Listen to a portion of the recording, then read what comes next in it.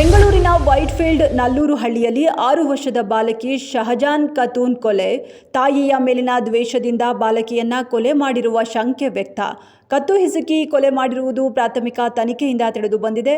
ಆರೋಪಿ ಕುಟುಂಬ ಮತ್ತು ಬಾಲಕಿಯ ಕುಟುಂಬದ ನಡುವೆ ಹಿಂದಿನಿಂದಲೂ ವೈಷಮ್ಯವಿದ್ದು, ತಾಯಿ ಮೇಲಿನ ದ್ವೇಷದಿಂದಲೇ ಈ ಕೃತ್ಯ ನಡೆದಿರಬಹುದು ಎನ್ನಲಾಗಿದೆ.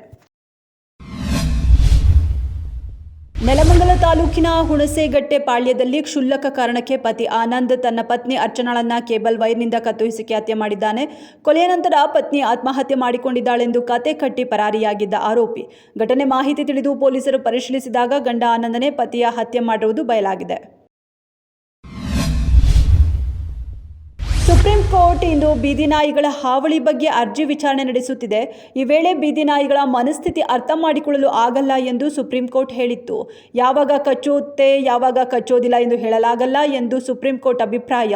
ಇದಕ್ಕೆ ತೀಕ್ಷ್ಣವಾಗಿ ಪ್ರತಿಕ್ರಿಯಿಸಿರುವ ನಟಿ ರಮ್ಯಾ, ಹಾಗಾದರೆ ಎಲ್ಲಾ ಪುರುಷರನ್ನು ಜೈಲಿಗೆ ಹಾಕಲಾಗುತ್ತಾ ಎಂದಿದ್ದಾರೆ.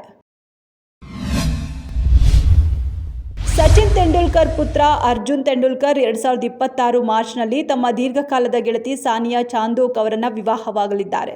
ನಿಶ್ಚಿತಾರ್ಥ ಈಗಾಗಲೇ ಖಾಸಗಿಯಾಗಿ ನಡೆದಿದೆ. ಮುಂಬೈನಲ್ಲಿ ನಡೆಯುವ ಈ ಮದುವೆ ಸಮಾರಂಭವು ಕುಟುಂಬ ಸದಸ್ಯರು ಮತ್ತು ಆಪ್ತ ಸ್ನೇಹಿತರಿಗೆ ಮಾತ್ರ ಸೀಮಿತವಾಗಿರುತ್ತದೆ. ಸಾನಿಯಾ ಯಶಸ್ವಿ ಉದ್ಯಮಿ ಮತ್ತು ರವಿ ಗಾಯ್ ಅವರ ಮೊಮ್ಮಗಳು.